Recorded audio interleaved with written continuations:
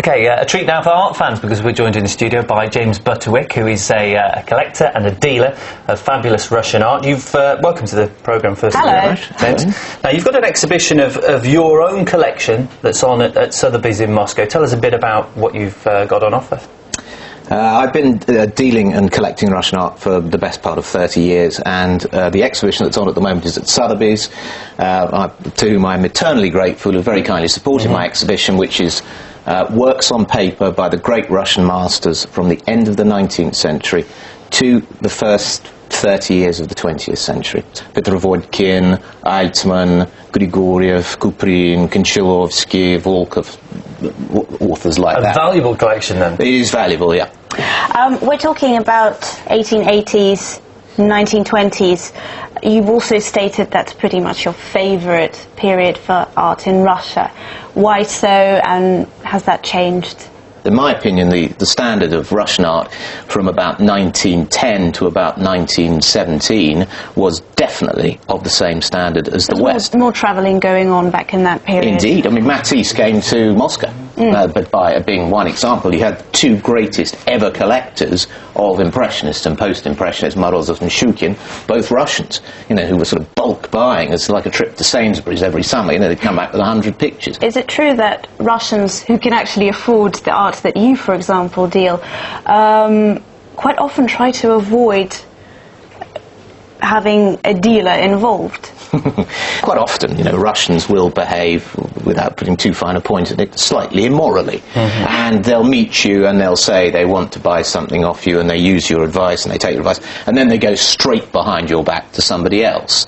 I mean, it's part of the territory. It's something that I completely accept. And how would you describe the situation here? I mean, what percentage of art being bought and sold is by art lovers who just want to have something beautiful around them? It's all about the aesthetics, and how much of it is a business and just turning over a profit?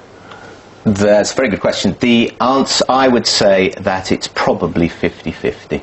The difficulty is people come to you with a specific question, which is, make me money out of art. Well, that's not the right approach. There are people who will come to you with a huge, great folder of information in which it will show you every tendency, every percentage growth, what you need to buy here, what you need to buy there. It just doesn't work like that. It is not a science.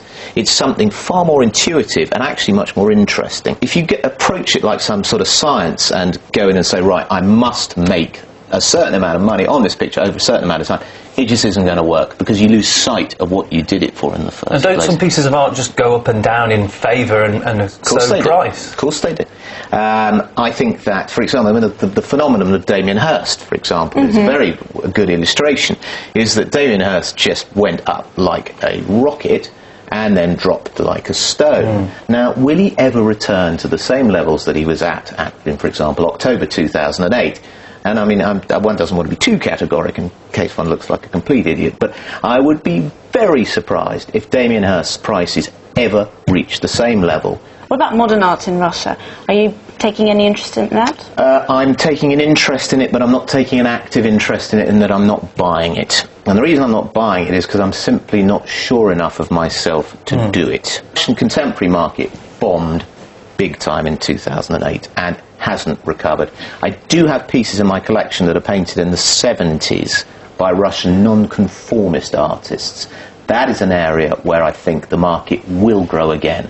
But you've got to, you know, for that to happen, you have to kind of re-educate people, because it's quite sophisticated art, and people are a little bit nervous of going out of the box. Of all your dealings and all the pieces of work you've come across, what is there one particular moment that was perhaps the most exciting, the biggest piece of work you came across, or just the greatest discovery for you? I bought a self-portrait by Vrubil in 1994, but I didn't realise it was a self-portrait by Vrubil. And it's the same thing, really, as buying a self-portrait by Cézanne. It is an extremely important historical document. And the reason, the way I found out that it was by Vrubil, is I bought it from a very well-known collector. I paid for it. He said, it is by Vrubil. We didn't know who it was. I then was in the house, literally a couple of days later, of the son of the artist Volkov, Uzbek avant-gardist, fantastic fantastically talented artist. I was in the son's house. I showed him this photograph just because we were friends and I wanted to show it, and he went, I've seen this picture somewhere. And he raced into his little office, pulled out a newspaper from 1924, and there it was on the cover. Gosh. So this was a major Rooney discovery. But you couldn't hold on to it, though. And it's also an You've done your story. research. I couldn't hold on to it for a number of reasons. First of all, as dealers and as collectors, you always sell things in order to buy other things. Difficult.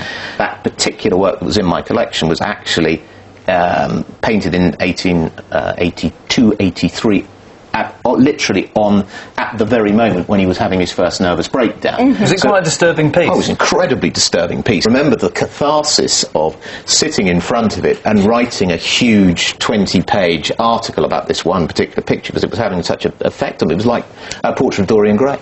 Oh, dear. It was a fascinating Probably a sigh of relief. James Butterwick, one of the most famous, I should say, British dealers of Russian art. Thank you so much for coming in. Thank you very much. Great pleasure.